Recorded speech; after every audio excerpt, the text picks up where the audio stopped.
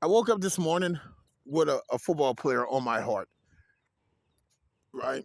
It's a young man whom I wish I would have gotten more involved in his life. It's a young man that, he was a phenomenal player in his ability and the things that he was able to do. He was exceptional. And we thought at certain points of his college career that we had, you know, glimpses of a Heisman because he was just that phenomenal, you know. And of course, I'm talking about Cecil Collins. I know your mind went somewhere else, but I'm talking about Cecil, you know. And you have to be from the LSU community to really, for that name really to hit you in the chest, you have to be LSU. Because this was one of our babies, you know. And when he started to get in trouble and these stories start to pop up and all of this, all of you felt the same way I feel. We wish we could have done more.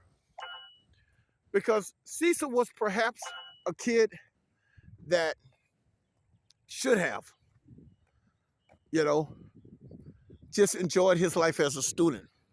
We wasn't going to let him do that though. He could hit the four hole too good. He was too amazing on those toss. All we ran is toss left and toss right at the time. And he was a toss left, toss right expert.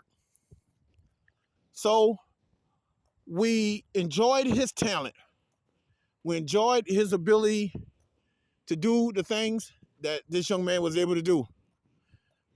But in enjoying the talent, we never invested the time. We never invested the time in making sure he was okay.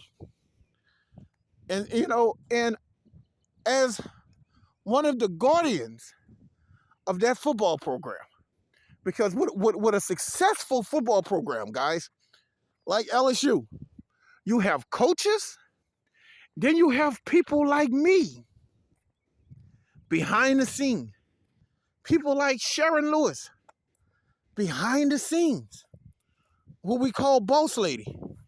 You had people like that behind the scenes making sure these kids were okay, because it was us that the commitment was given. It wasn't to the school.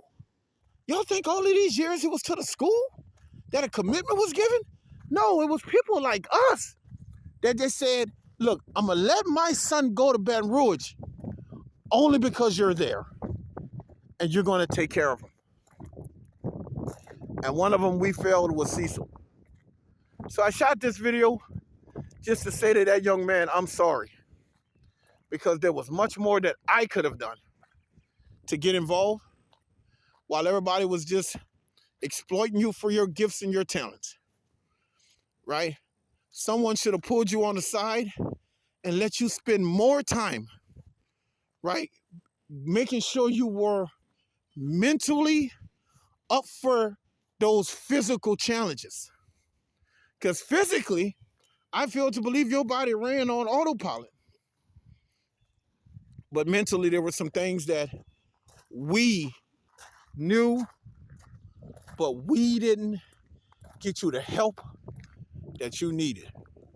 And I don't speak as an LSU staff member. I speak as a member of the LSU Brotherhood.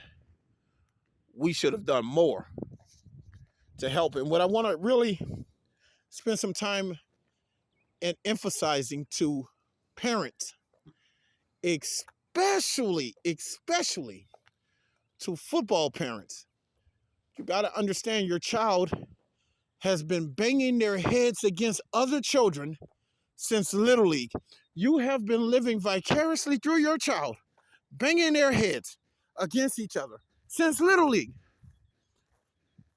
Now, if that can cause problems in a grown man, it can also cause problems in young children. So now we have young boys making decisions that are unreasonable and erratic and make no sense. And we can't figure them out. And they're doing weird things. but yet they're talented. And we look at the talent and we ignore the health crisis. And we ignore the health crisis with Cecil Collins. And so I want to challenge football parents that the mental faculty of your children is far more important than you sitting in the stands watching them play football. Forcing your kid to play something as dangerous as football, right? You better stay in tune with their mental health.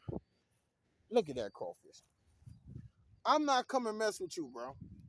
I'm not coming mess with you. I'm just speaking to you. Good morning. Good morning. Good morning. We're talking about Cecil this morning. Go ahead on about your business, bro. I'm not messing with you. No, crawfish. That's how you know you're in Louisiana. Well, Cecil Collins, love you, man. Happy for you. Happy for you in life. And I want this also to be something that you join me in. You partner with me so that we can make sure that these kids are okay. That people are not just, cheering for them in the stands and ignoring them in the street. But I want you to join me, brother, in making sure these kids are truly okay. TJ, I'll let you, Dad.